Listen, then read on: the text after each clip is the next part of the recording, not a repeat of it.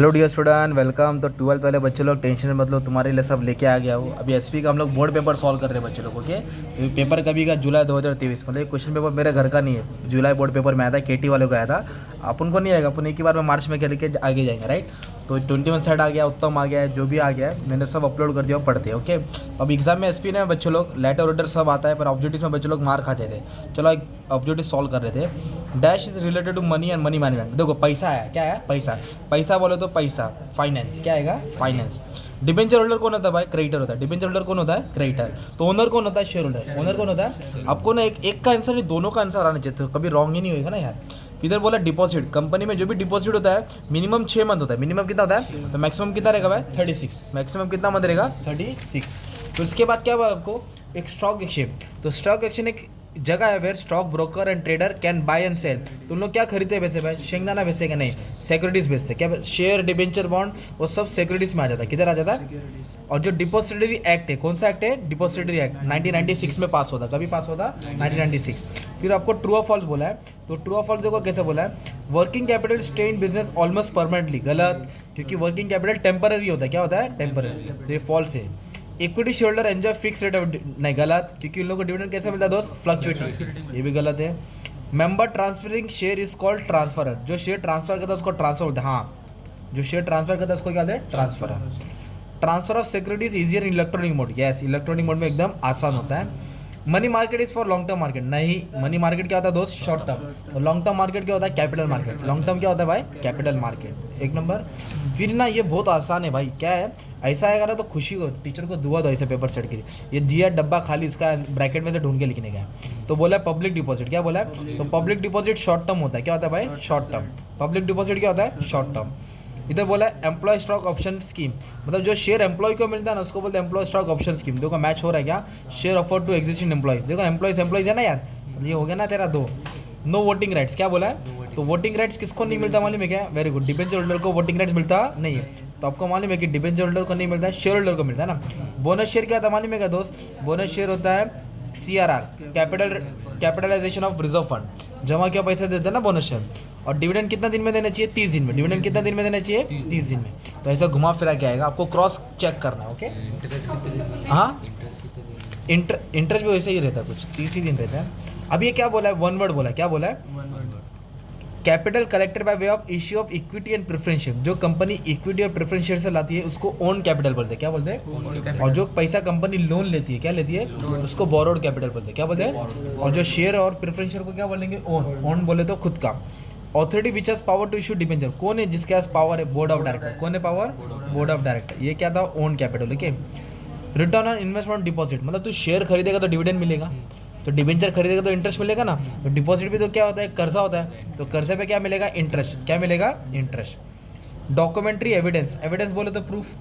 काय का प्रूफ बोला है, होल्डिंग डिबेंचर। अगर शेयर खरीदेगा तो शेयर सर्टिफिकेट प्रूफ होता है, शेयर खरीदेगा तो शेयर सर्टिफिकेट। पर इधर डिबेंचर वर्ड है तो तेरा आंसर आएगा डिबेंचर सर्टिफिकेट। क्या आएगा, तो ऐसे में तुमको क्रॉस वाइज पढ़ा रहा हूँ।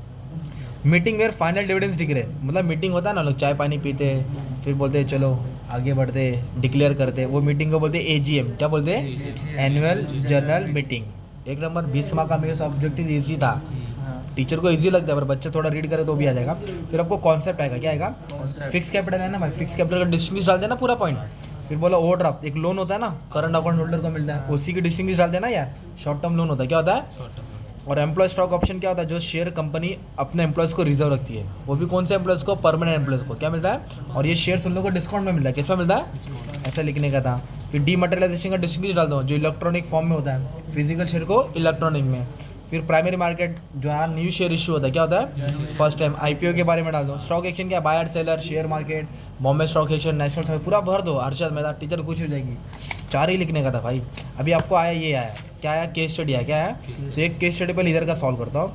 अलका विशेष टू ओपन डीमैट अकाउंट, तो आपको अगर डीमैट अकाउंट ओपन करना है मेरी लिंक से ओपन करेगा तो मेरे को रेफरल का 500 रुपये मिलेगा। तो मैं भी थोड़ा स्टॉक ट्रेडिंग करता हूँ, तो अगर मेरे रेफरल से अकाउंट ओपन करेंगे तो मेरे को कितना मिलेगा, 500 मिलेगा। पहले 1000 मिलता था लॉकडाउन में, अभी 500 200 मिल रहा है। चलो आ जाओ, डीमैट अकाउंट है और स्टॉक मार्केट का भी अलग चैनल बना दिया बच्चे लोग। चलो आ जाओ, अब ये हो गया प्रमोशन, अभी इधर ध्यान थे।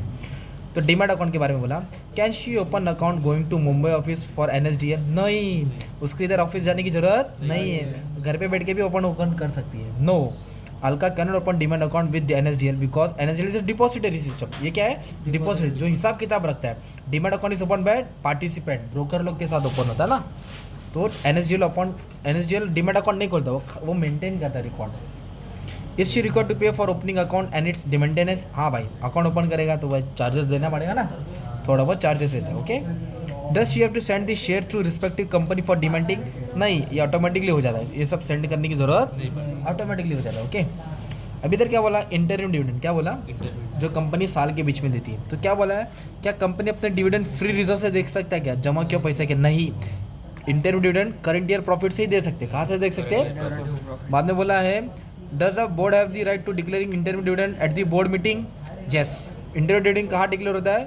और कौन डिक्लेयर करता है? Board of director. Should the company distribute dividend within 30 days of declaration? Yes. कितना दिन के अंदर देना पड़ेगा? अनाउंस किया तो 30 दिन के अंदर मिठाई बांटना पड़ेगा ना। और एक केस स्टडी क्या आया था? डिबेंचर का आया था। देखो क्या आया था, एक कंपनी है, वो 10 करोड़ इश्यू करना चाहती है डिबेंचर से। कहाँ से?